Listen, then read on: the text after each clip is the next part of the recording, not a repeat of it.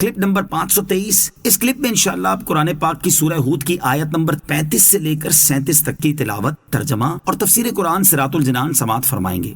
بسم اللہ الرحمن الرحیم۔ ترجمہ، اللہ کے نام سے شروع جو نہایت مہربان رحمت والا ہے۔ ام یقولون افتراہ قل ان افتریته فعلی اجرامی وانا بریء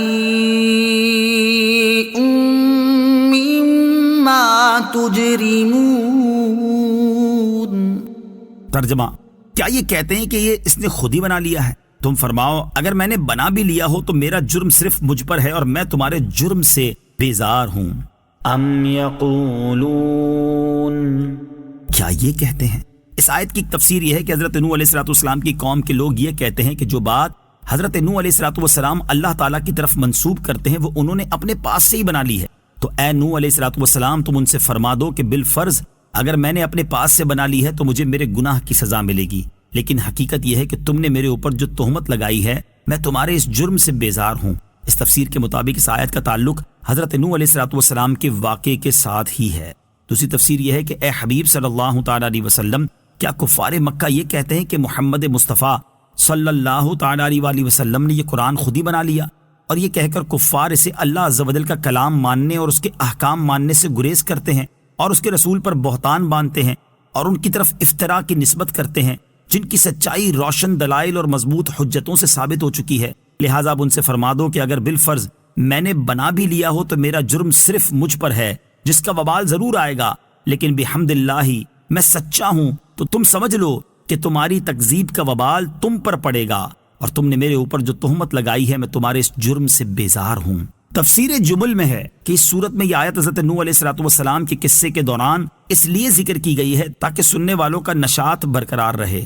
وَأُوحِيَ إِلَى نُوحٍ أَنَّهُ لَن يُؤْمِنَ مِن قَوْمِكَ إِلَّا مَن قَدْ آمَنَ فَلَا تَبْتَئِسْ بِمَا كَانُوا يَفْعَلُونَ۔ ترجمہ، اور نوح کی طرف وحی بھیجی گئی کہ تمہاری قوم میں سے مسلمان ہو جانے والوں کے علاوہ کوئی اور اب مسلمان نہیں ہوگا، تو تم اس پر غم نہ کھاؤ جو یہ کر رہے ہیں۔ وَأُوحِيَ إِلَى نُوحٍ، اور نوح کی طرف وحی بھیجی گئی۔ اس آیت میں حضرت نوح علیہ السلام کو یہ خبر دی گئی کہ ان کی قوم کے جو لوگ کفر پر اڑے ہوئے ہیں ان کا ایمان قبول کرنا محال ہے، لہٰذا ان کے ایمان قبول کرنے کی توقع نہ رکھیں۔ آیت کا خلاصہ یہ ہے کہ اللہ تعالیٰ نے حضرت نوح علیہ السلام کی طرف وحی بھیجی کہ آپ کی قوم کے جن لوگوں سے ایمان قبول کرنے کی توقع تھی وہ تو ایمان قبول کر چکے، ان کے علاوہ جو لوگ اپنے کفر پر ہی قائم ہیں وہ اب کسی صورت ایمان قبول نہیں کریں گے۔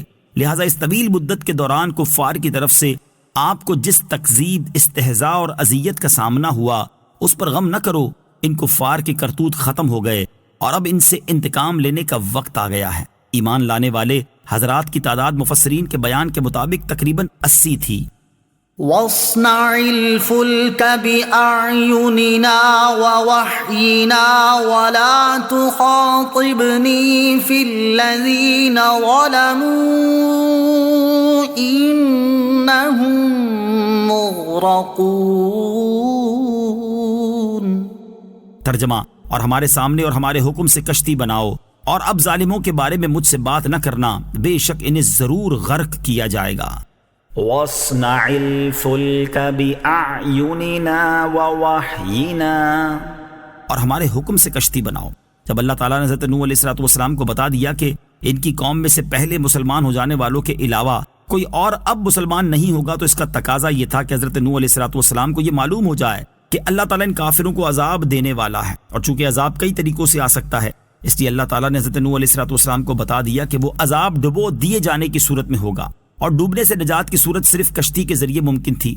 اس لیے اللہ عز و جل نے حضرت نوح علیہ السلام کو کشتی تیار کرنے کا حکم دیا۔ چنانچہ ارشاد فرمایا کہ ہماری حفاظت میں اور ہماری تعلیم سے کشتی بناؤ، اور ظالموں کے بارے میں مجھ سے ان کی شفاعت اور ان سے عذاب دور ہو جانے کی دعا نہ کرنا، کیونکہ غرق ہونا ان کا مقدر ہو چکا ہے۔ مروی ہے کہ حضرت نوح علیہ السلام نے اللہ تعالیٰ کے حکم سے ساج کے درخت بوئے، 20 سال میں یہ درخت تیار ہوئے، اس عرصے میں مطلقاً کوئی بچہ پیدا نہ ہوا۔ اس سے پہلے جو بچے پیدا ہو چکے تھے وہ بالغ ہو گئے، اور انہوں نے بھی حضرت نوح علیہ السلام کی دعوت قبول کرنے سے انکار کر دیا۔ پھر حضرت نوح علیہ السلام کشتی بنانے میں مشغول ہو گئے۔ صلو علی الحبیب صلی اللہ تعالی علی محمد صلی اللہ تعالی علیہ وسلم۔ مجھے اپنی اور ساری دنیا کی لوگوں کی اصلاح کی کوشش کرنی ہے انشاءاللہ عز و جل۔